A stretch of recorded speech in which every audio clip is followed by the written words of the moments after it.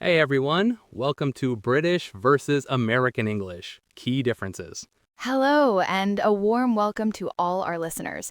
Today, we're diving into the fascinating and often quite amusing world of how English is spoken on both sides of the Atlantic.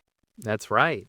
Get ready to explore all those fun little quirks that make these two varieties of English so distinct. We've got loads of practical examples and tips coming your way. Indeed. Our aim is to make these differences clear and help you navigate them with confidence, especially for those of you at an intermediate level. It's going to be an insightful journey. Okay, so let's jump right into something that I think causes the most immediate confusion and also sometimes the most amusement: vocabulary. Absolutely. It's often the first thing people notice, isn't it? Everyday words that are completely different. Oh, completely. I remember when I first moved to London, someone told me to take the lift to the third floor. And I was like, the what now? In America, we'd say elevator. It sounds so much more functional somehow.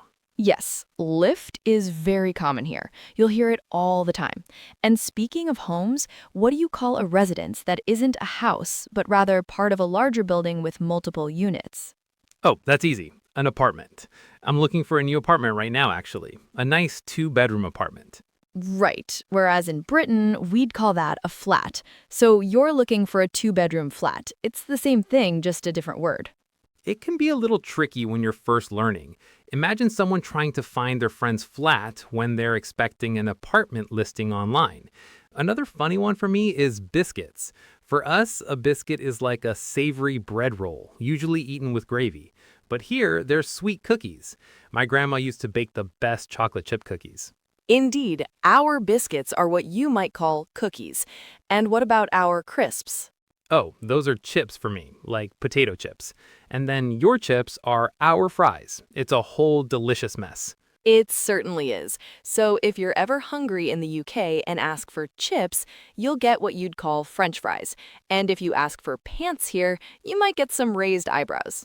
Oh, yeah, because in America, pants are what you wear on your legs, like jeans or trousers. But in the UK, pants means underwear. That could lead to some very embarrassing situations if you're not careful. Precisely. We use trousers for what you call pants. So, a key tip for our learners: always consider the context and who you're speaking with. If you're watching a British show, expect trousers, flats, and lifts. And if you're watching an American movie, it'll be pants, apartments, and elevators.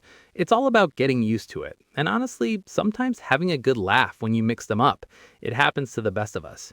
Okay, so moving from words themselves to how we actually write them down. Another big one is spelling. I remember being so confused by words like color with a U in British English. We just drop that U in American English and it becomes color. That's right, and it's a very common pattern. Many words that end in OUR in British English, like flavor or neighbor, lose the U and become OR in American English. So you'd have flavor and neighbor. It's a key differentiator. It always felt a bit more elegant with the U, honestly, like glamour or humor. But then you look at glamour and humor and it's just so much simpler. And speaking of elegance, what about theater versus theater? That one always throws me off. Ah, yes, the RE versus ER ending. Another classic example. In British English, we often use RE at the end of words like center and meter, whereas American English typically reverses it to ER, giving you center and meter. So it's theater with an RE in the UK and theater with an ER in the US. It's definitely something learners need to be aware of. Like if you're writing an email or report, sticking to one convention consistently is really helpful. You don't want to mix color with center in the same document. Precisely, consistency is key. There are also a few others, like eyes versus eyes for verbs such as organize or organize. Generally, British English allows both, but eyes is more common, while American English almost exclusively uses eyes. It's a lot to take in, but once you spot the patterns, it becomes much easier. All right, so we've talked about words, spelling, and a bit of grammar. But honestly, for me, the biggest aha moment when learning about these differences is often how things sound. Pronunciation can really be a giveaway. Absolutely. This is where it gets really fun, or perhaps a bit tricky for learners. One of the most distinct differences is what we do with the R sound, particularly at the end of words or before another consonant. Oh, I know what you mean. Like, I really roll my R's sometimes. Precisely. In British English, especially what's often called received pronunciation, we typically don't pronounce the R sound at the end of a word like car or water, unless it's followed by a vowel sound. So it's car and water, whereas in American English, Totally different. We're car and water. We really put that R in there, often with a little curl of the tongue. It's called being rhotic. Now, let's talk about the vowel in that word, water. I say water. and I'd say water. You can hear that T sound is often softer for you, almost like a D, whereas for me, it's a sharper T. That's so true. And then there's a word like schedule. This one always makes me smile. Yes, schedule for me, it starts with a sh sound. And for us, it's SKED-yool, a hard SK sound. It's incredible how the same word can have such different initial sounds. It just goes to show how much listening is key. Wow, that's a lot to take in. So, for our learners out there, how do they navigate all these differences without getting totally confused? I mean, should they pick one and stick to it? That's a brilliant question.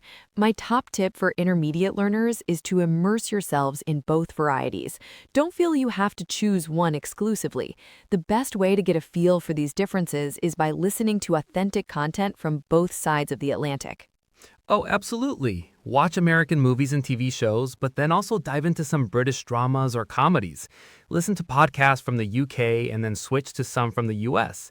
Music is a fantastic way too. You'll naturally start picking up on the nuances without even trying too hard. Precisely.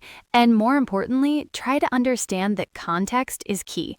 Rather than memorizing strict rules for every single difference, focus on developing an awareness of when and where certain words or pronunciations are used. It's not about right or wrong, it's about what's appropriate for the specific variety. Exactly. If you're talking to someone from Britain, you might naturally lean towards their vocabulary and vice versa. It's like being a language detective, trying to figure out which English landscape you're in. Just enjoy the journey of discovery and don't let the variations intimidate you. Hear, hear. It adds such richness to the language.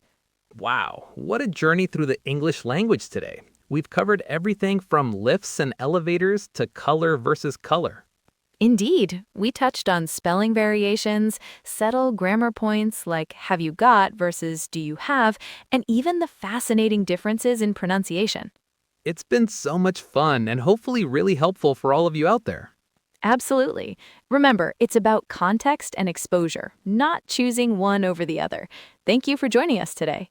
Keep listening to both and you'll do great. Until next time, cheers.